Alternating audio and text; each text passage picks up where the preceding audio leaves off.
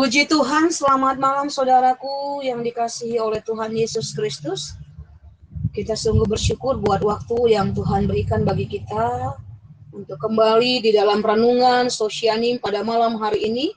Saya percaya sepanjang hari ini Tuhan sudah menolong kita, memelihara kita, dan memberkati serta membuat berhasil apapun yang kita kerjakan di sepanjang hari ini. Oleh sebab itu, saudara, mari kita gunakan waktu ini untuk bersama kembali merenungkan firman Allah, firman yang hidup, firman yang berkuasa untuk menolong saya dan saudara. Mari kita berdoa. Bapa di dalam surga, kami mengucap syukur untuk anugerah Tuhan yang besar bagi kami, untuk kebaikan-Mu di sepanjang kehidupan kami. Dan kami mau terus bertumbuh dalam pengenalan yang benar kepada Engkau ya Tuhan, lewat firman dan Roh Kudus.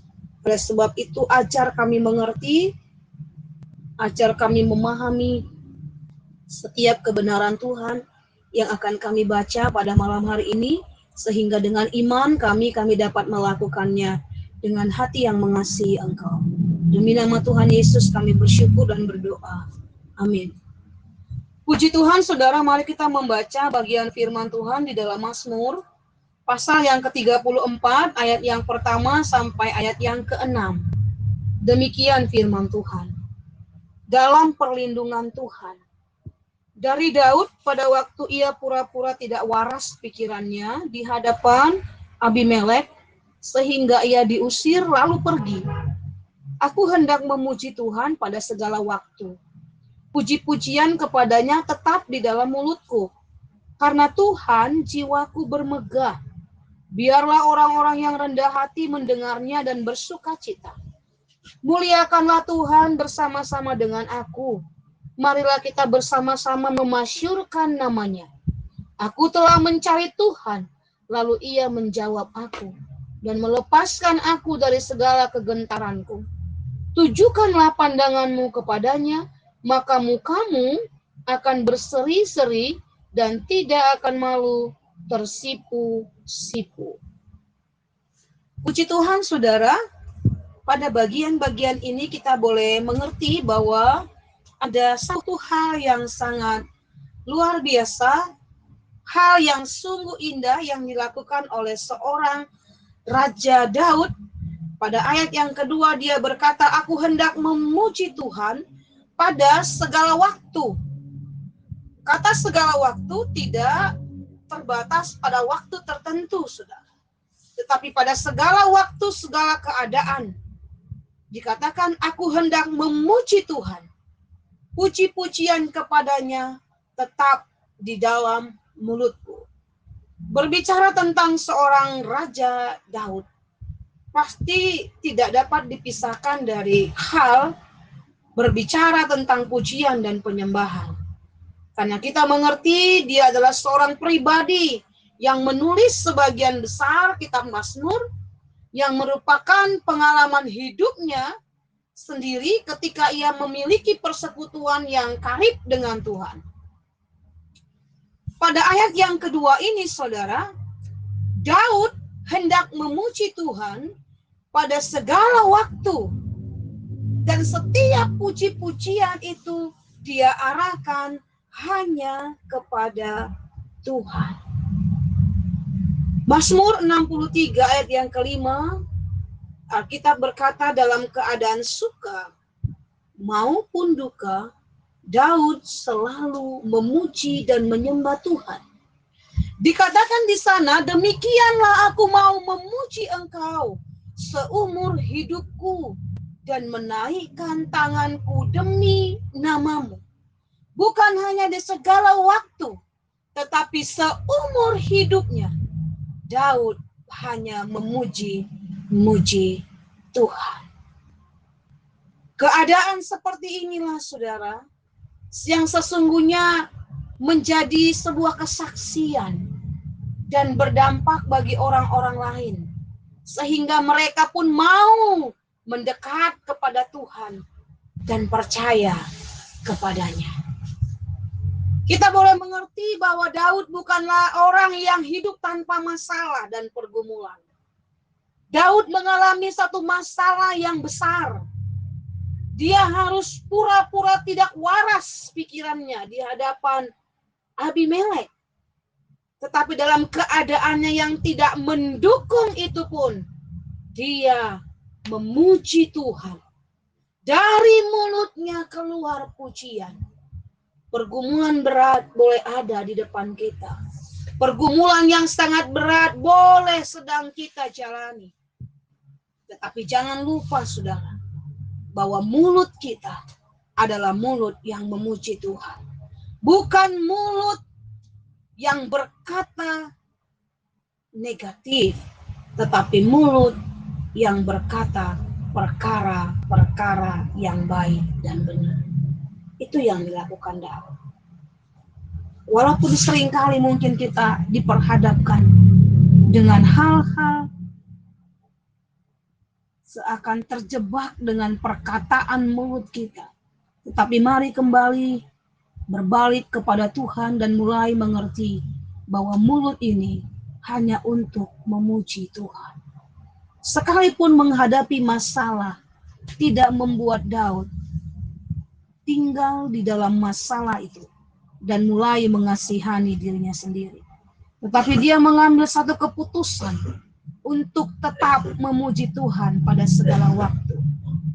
Artinya saudara, di segala keadaan, baik atau tidak baik waktunya, susah atau senang, diberkati atau tidak diberkati, ditolong atau tidak ditolong, biarlah puji-pujian bagi Tuhan adalah sesuatu yang harus terus kita kerjakan.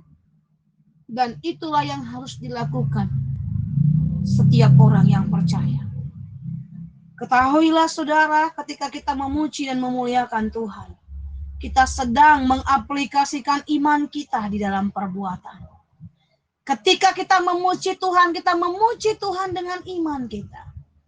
Kita sedang menyatakan iman kita lewat pujian itu di hadapan Tuhan. Sama seperti tubuh jasmani kita, jika kita hanya berdiam diri dan tidak bergerak, maka percayalah saudara, banyak hal yang akan terjadi di hidup ini. Tetapi ketika kita berolahraga, mungkin menggerakkan tubuh kita, beraktivitas, maka itu akan menolong kita untuk lebih kuat. Demikian halnya ketika kita menaikkan doa, penyembahan, pujian, ucapan syukur kita, sesungguhnya kita sedang mengaplikasikan iman kita di hadapan Tuhan. Mazmur 147 ayat 1 berkata, sungguh bermazmur bagi Allah itu baik, bahkan indah, dan layaklah memuji-muji Dia. Bahwa bermazmur bagi Tuhan itu baik, dan selayaknya lah setiap orang percaya memiliki kehidupan yang dipenuhi oleh puji-pujian kepada Allah. Ada satu contoh di dalam Alkitab, seorang Paulus dan Silas ketika mereka dipenjara karena memberitakan Injil. Dikatakan di dalam Kisah 16 ayat yang ke-25 sampai 26. Ketika mereka berdoa dan menyanyikan puji-pujian kepada Allah, sesuatu yang dahsyat terjadi di sana di luar pikiran manusia. Mereka sedang mengimplementasikan, sedang menyatakan iman mereka di hadapan Tuhan. Mereka sedang mengaplikasikan iman mereka lewat puji-pujian di hadapan Tuhan. Dan sesuatu yang dahsyat terjadi. Semua yang di luar pikiran manusia terjadi di sana. Sendi-sendi penjara itu terbukalah semua pintu dan terlepaslah belenggu mereka. Inilah juga yang dilakukan oleh seorang Abraham. Ketika ia sedang menanti-nantikan janji Tuhan. Dia berkata, saudara, terhadap janji Tuhan. Dia tidak bimbang karena ketidakpercayaan. Malah ia diperkuat dalam imannya. Dan ia memuliakan Allah. Abraham memuliakan Allah ketika dia menantikan janji Allah digenapi di dalam hidupnya. Saudara, janji Tuhan itu ya dan amin. Mazmur 33 ayat 4 berkata, firman Tuhan itu benar segala sesuatu dilakukannya dengan kesetiaan. Tuhan tidak pernah mengingkari perjanjiannya. Bilangan 23 ayat 19 berkata, Allah bukan manusia, masakan ia berfirman dan tidak melakukannya, dan berbicara dan tidak menepatinya. Jangan sekali-kali bimbang. Naikkan saja pujian di hadapan Tuhan. Naikkan saja sembah dan ucapan syukur kita di hadapan Tuhan. Karena ketika kita bimbang itu seperti tembok yang menghalangi kita untuk melihat pekerjaan dan kuasa Tuhan untuk dinyatakan. Secara akal, saudara, maka Abraham tidak punya alasan untuk percaya ketika dia melihat keadaannya. Tidak ada alasan dan dasar untuk percaya, tetapi dia tetap percaya. Karena dia melatih imannya melalui pujian. Dia memuji Allah dalam segala keadaannya. Dan kita tahu lewat firman Allah, pada akhirnya Abraham mengalami penggenapan janji Tuhan sesuai dengan waktunya Tuhan. Saudaraku, mari bersama, jangan kita mau terintimidasi oleh keadaan dan situasi yang ada, yang seringkali menghalangi kita untuk memuji dan menyembah Tuhan. Jangan mau masuk dalam jebakan-jebakan yang dibuat oleh iblis. Mungkin lewat keadaan di rumah, di hadapan pekerjaan kita. Kita seakan tidak bisa memuji Tuhan lagi karena keadaan itu menghimpit kita. Tetapi keluar dari areal itu dan ambil keputusan, pujilah Tuhan dengan segenap hatimu.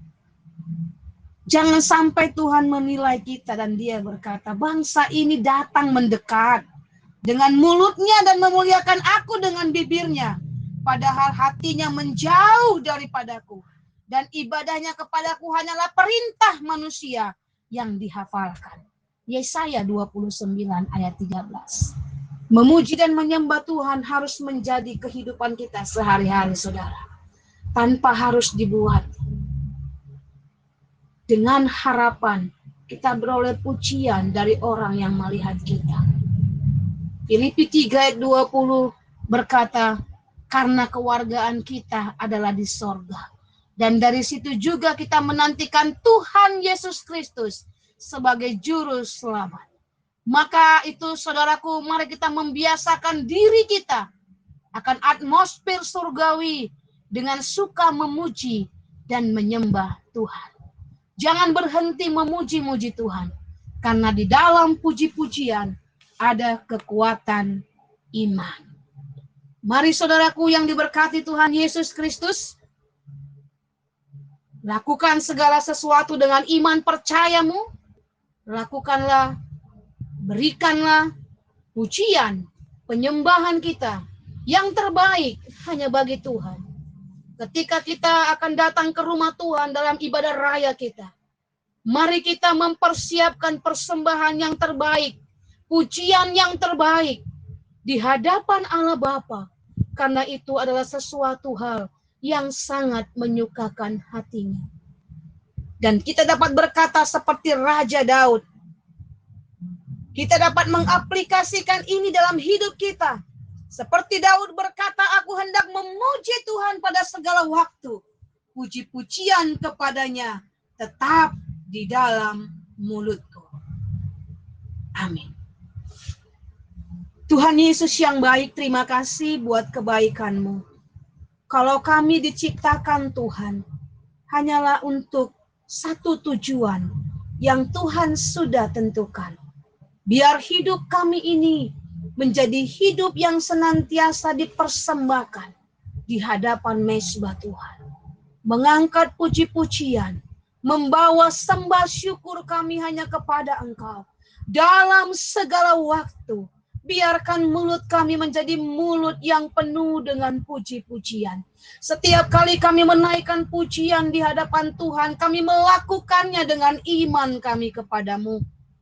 Dan ajar kami Tuhan, selalu membawa persembahan pujian, persembahan syukur yang memuliakan Tuhan.